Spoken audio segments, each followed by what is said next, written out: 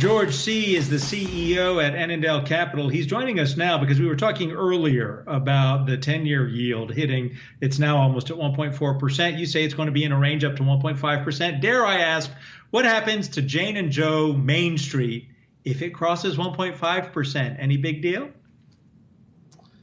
Well, that's the poignant question of the moment. In fact, we were just talking about that among my team at lunch today, and I saw you had my buddy Ellie Rubenstein on right before me. So you're running with good people on this program, so I'm glad to be in the mix on that. I actually think the 10-year is going to go above 150. I don't know on what time frame, but I think it's not it doesn't require a whole lot of mental gymnastics to get you well over 150, and eventually that's going to really disrupt growth stocks. But I think the growth rate on the economy is going to be so intense this year because of this burst of activity post-pandemic that I don't think it'll derail the stock market immediately, but it is a very, very serious threat to multiples over the next 2 to 3 years. And I think we're going to pay a price for that eventually. I think we're going over 2 at some point. I don't know if that's this year or next year or the year after, but I think it's coming.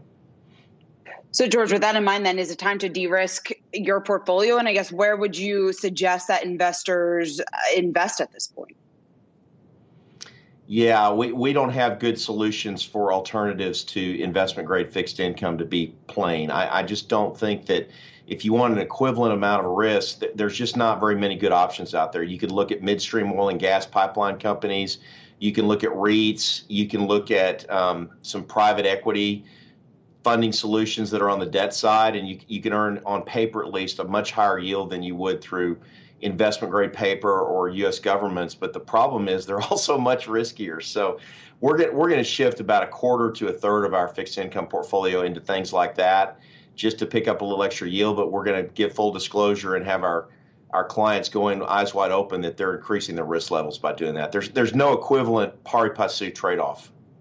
George, there are people talking about $100 oil again. So, some people will be looking at energy. But I got to ask you, when we get above 2% on the 10-year, this easy money has allowed a lot of companies that are on the gurney to stay alive when they should be dead, put a fork in it. Do you think there's going to be a lot of pain when that starts to happen?